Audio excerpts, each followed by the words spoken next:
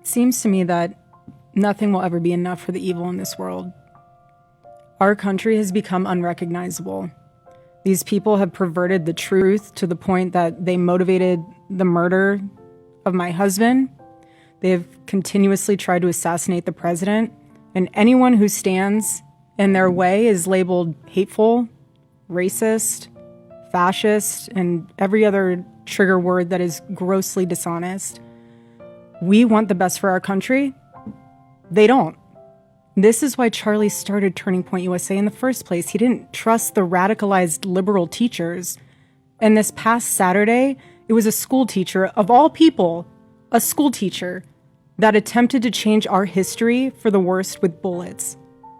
And everyone is asking why I even went to the White House Correspondents' Dinner. And it was because many of the journalists in that room have attempted to dehumanize me. And I wanted to meet some of them face to face, quite frankly.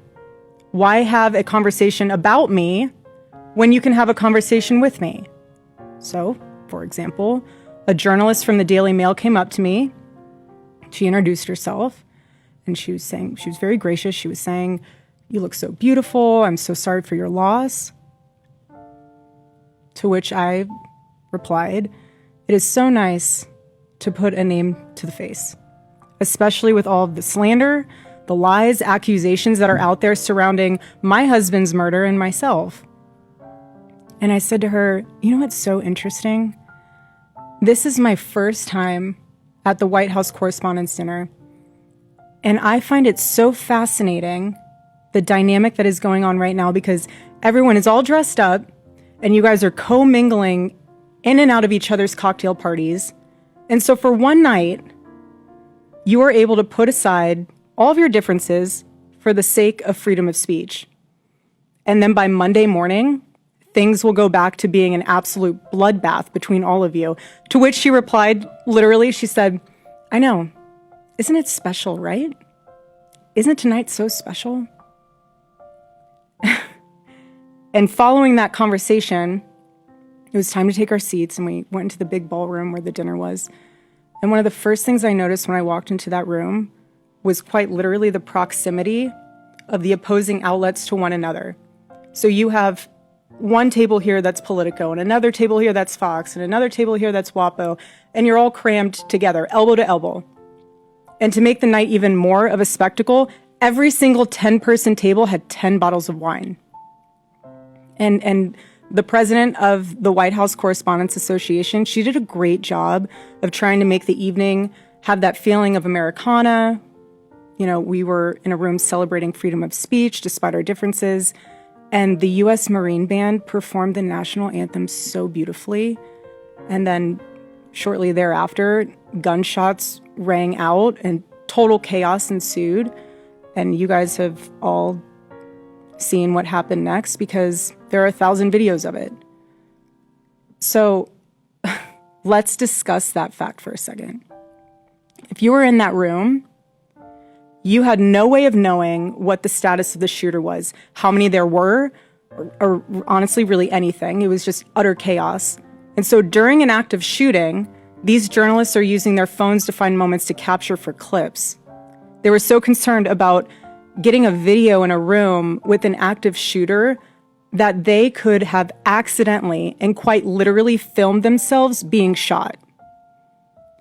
Many of those people have become so desensitized that fight or flight became secondary to the opportunity of putting themselves into the story, which ironically breaks the number one rule of journalism.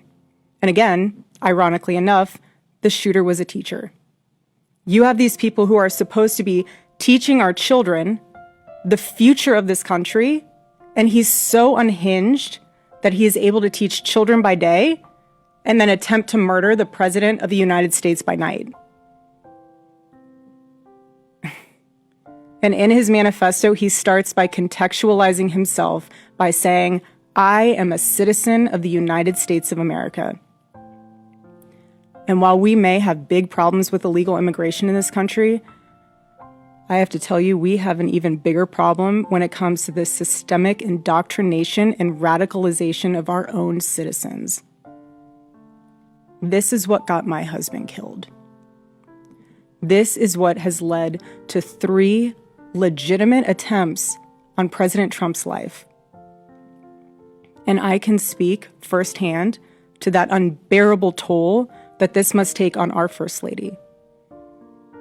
There has never been a president who has faced this many assassination attempts in Americans' entire history. And after each one, the reaction from the far left has been, at best, a shrug, and in some cases, a sick disappointment that the shooter was unsuccessful.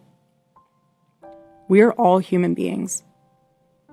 And if you can just pause and just take a minute and ask yourself, how would you feel if even just one person made cruel jokes about the attempted murder of your loved one?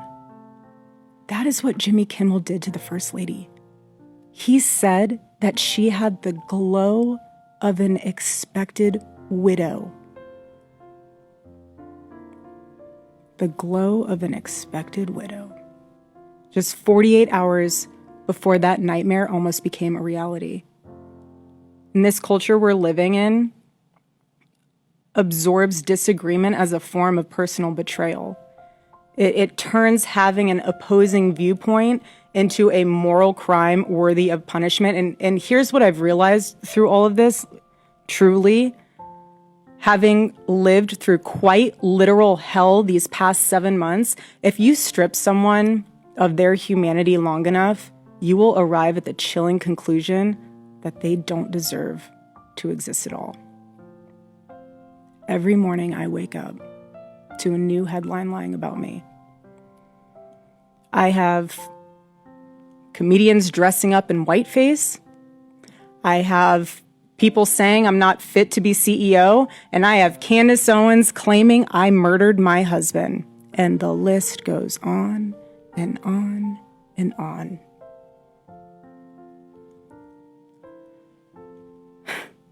There is a serious epidemic of dehumanization plaguing this country.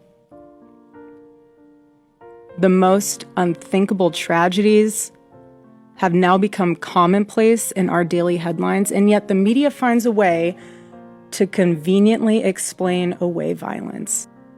This is what we're up against. This is what we're up against. What is happening right now is something none of us can afford to ignore. The evil forces working to divide us, to distract us, and to pull us apart has never been stronger. This is a moment for Americans to come together and decide what kind of country we are going to be before we lose our country altogether. In Romans chapter 12, verse 21, it says, "Do not be overcome by evil, but overcome evil with good." And this is why my husband created Turning Point USA, so we could have civil discourse and debate and open dialogue, because when we stop talking to each other, bad things happen.